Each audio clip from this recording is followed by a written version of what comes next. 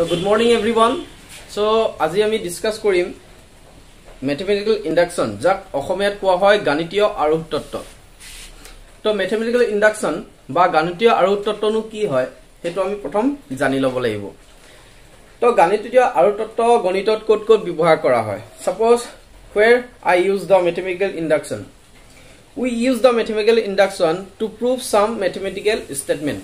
মানে আমি গাণিতীয় আৰোহ তত্ত্ব বা ম্যাথমেটিক্যাল আৰোহ তত্ত্ব সহায়ত কি কৰো কিছুমান গণিতীয় উক্তি আমি প্ৰমাণ কৰো ঠিক আছে তো প্ৰথমতে আমি জানিব লাগিব তাতে উক্তি মানেনো কি what are statements তো statements are like that suppose I say that the girl is very beautiful হে ছোৱালীজনী বৰ ধুনিয়া তো হেতু মোৰ কাৰণে কি হয় উক্তি this is a statement for the girl by me ঠিক আছে তো তেনেকুৱা কিছুমান উক্তি পাম বা স্টেটমেন্ট পাম যোনবোৰ আমি ম্যাথমেটিক্যাল ইন্ডাকশন অৰ গাণিতীয় আৰোহ তত্ত্ব সহায়ত আমি প্ৰুভ কৰিম তো সাপোজ মই তোমালোকক কৈছো যে স্বাভাৱিক সংখ্যাৰ n টা স্বাভাৱিক সংখ্যাৰ সমষ্টি ফৰ্মুলাটো কি আছিল n * n+1 divided by 2 suppose the sum of n natural number is what the sum of n natural number is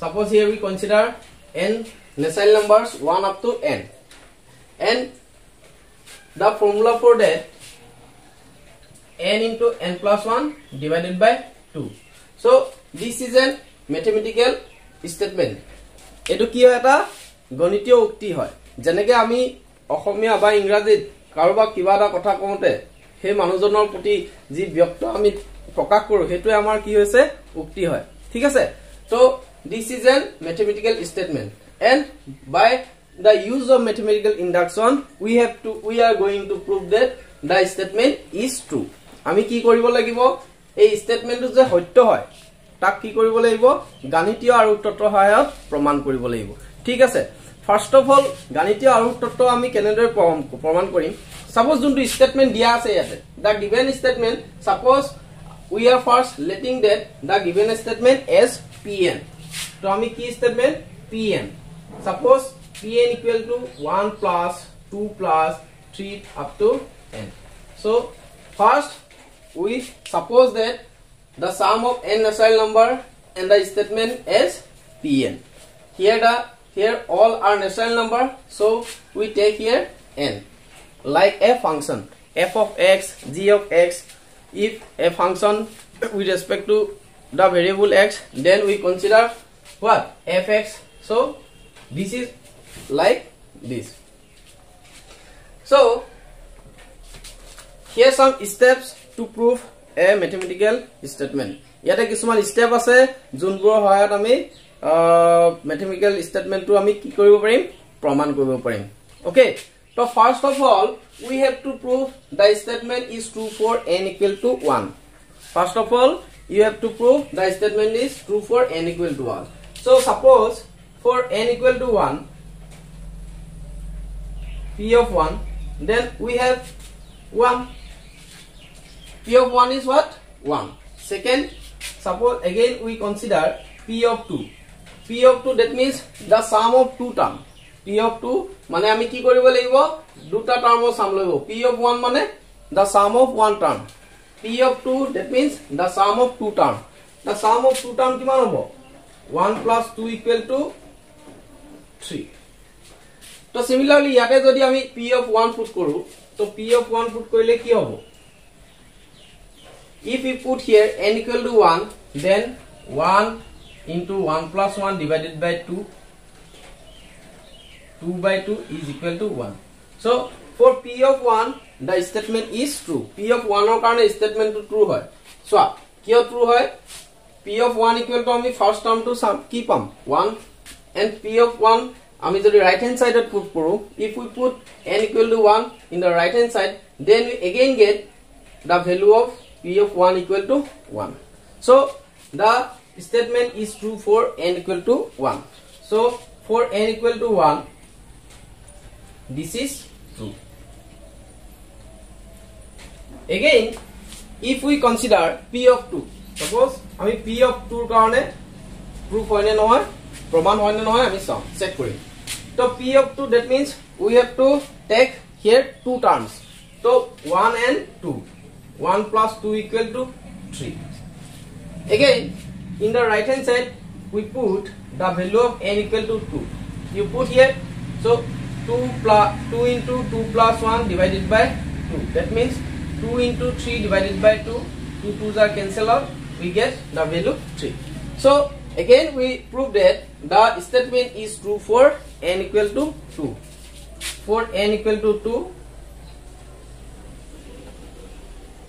this is true.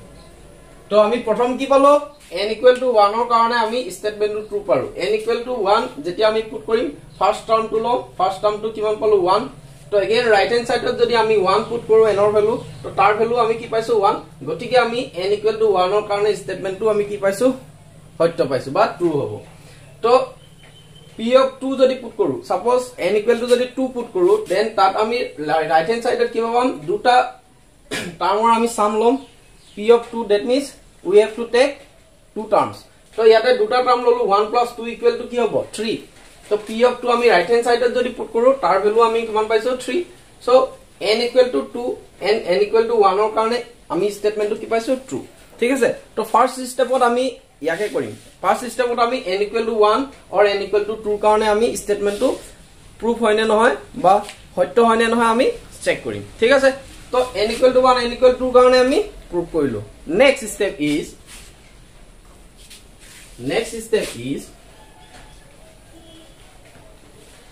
suppose we take, suppose Pn is true for n equal to k. We assume that, we suppose that the statement Pn is true for n equal to k. For n equal to k, we suppose that the statement is true. Then what we get? P of k is true. Then 1 plus 2 plus 3 up to k, we get k into k plus 1 divided by 2. So if the statement Pn is true for n equal to k, jodi statement Pn2 jodi n equal to k karone hoyto hoy, then ami ki pam yate n or value put korile satisfy koribo. So here we put the value of n equal k. P of k equal to, we take 1 plus 2 up to k, to k into k plus 1 divided by 2. Here simply we put the value of n equal to k. So the last step is the last step, and the last step is we have to prove that the statement is true for k plus 1. Okay, this is the main step of this proof. Okay, ami next ki koribo lagibo, ami proof koribo lagibo je, proman koribo lagibo je juntu ukti asle p of n hetu ukti to kar karone hoyto hoy n equal to k plus 1 or karone hoyto hoy. Okay, so suppose for n equal to k plus 1, so for n equal to k plus 1 or karone ki pam ami p of k plus 1. So p of k plus 1 kiman pam? So similarly we put here the value of n equal to we take here the term up to k plus 1 term. So 1 plus 2 plus 3 plus k plus 1. So yate ami kiman term lage loisu k plus 1. We previously said that for p of 1 we take one term only. For p of 2 we take the sum of two terms. Here we take the value of k plus 1. So we take here k plus 1 terms. So you see here, yadaswa 1 plus 2 up to k term or karone formula to ki asle k into k plus 1 divided by 2. So these are the term. Etu ki hoise? To here ami ki put korim k into k plus 1 divided by 2.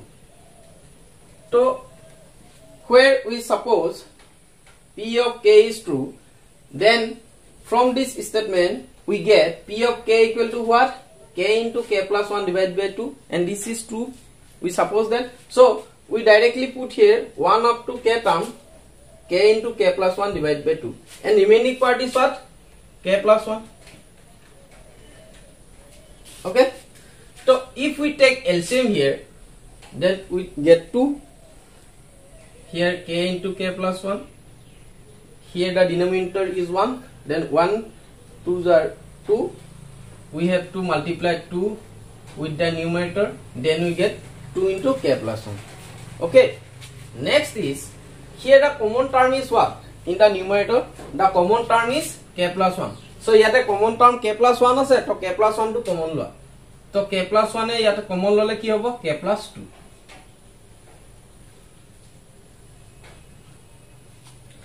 So finally we get k plus 1 into k plus 2 divided by 2. So this is form we have to arrange in this form, n into n plus 1 divided by 2. Suppose we get the value of n equal to k plus 1. So yat juntu n into n plus 1 divided by 2 ase, tat ami k n or thait ki put koribo laibo thakibo laibo k plus 1. So ami etu rearrange korile kenuka hobo? We rearrange the form. So we can take k plus 1 plus 1, k plus 1 plus 1. So we get in this form k plus 1 into k plus 1 plus 1 divided by 2. And if we suppose that k plus 1 equal to n, then we get in this form, n into n plus 1 divided by 2. So this is the form. Then directly we can say that for k plus 1 the statement is true. So k plus 1 is true if p of k is true. P of k is true, then k plus 1 is true. Jodi k plus 1 শুদ্ধ হয় তেন্তে কি হ'ব লাগিব? আমি যোনটো assume কৰি লৈছিলো, suppose কৰি লৈছিলো p of k হেতু কি হ'ব লাগিব? শুদ্ধ হ'ব লাগিব, true হ'ব লাগিব. If p of k is true, then we get p of k plus 1 is true.